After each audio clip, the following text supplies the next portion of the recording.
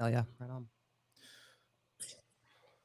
All right, All I got. then sort of linked to this is this is actually, I haven't seen a lot of people talking about this, and this is one of the most bullish things that's happened to Ethereum in the last couple of weeks. So there's a new standard that's been audited and released, a new token called the ERC-4337.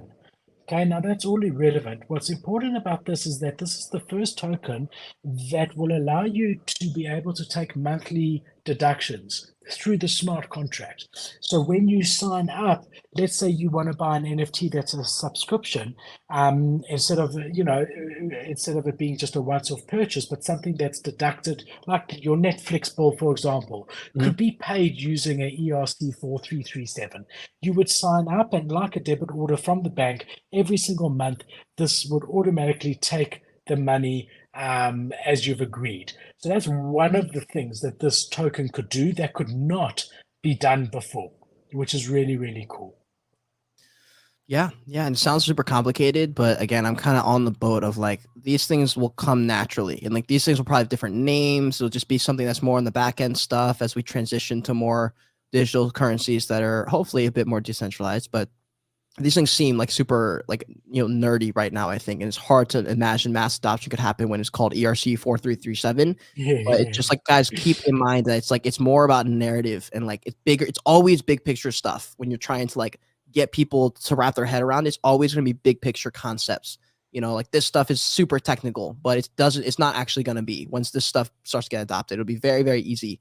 Hopefully that's the goal, at least. If it's not, then it's not going to get mass Yeah, I adopted. mean, instead of thinking of it as ERC-4337, just think of it as like your Apple phone update. So there's now Yep. something else that Ethereum can do. The other cool things that it can do is like there's a way that you could put signatories on your account that if you lost your seed phrase, I could say up front, look, Cade, and here's Cade's wallet. I trust Cade, and I trust my wife Bianca. He has her wallet. Mhm. If both of those two people sign a particular transaction, that would recover my seed phrase. So that's another thing that this token allows that up until this point wasn't allowed. And if you think for mass adoption, you do need something like that because your grandmother cannot remember 47 words in sequence. And, it's just like if you lose your password to your internet banking, you can pick up the phone and phone the bank and give your whatever. They ask you 10 questions, you answer them, you get your thing. There needs to be a recovery. This token allows for that while having very strict criteria that you determine, which is quite cool. And also, it will also allow for very low gas or even gasless transactions as well.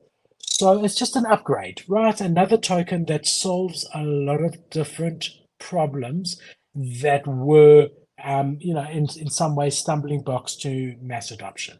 Mm. Yeah. Yeah. Fire.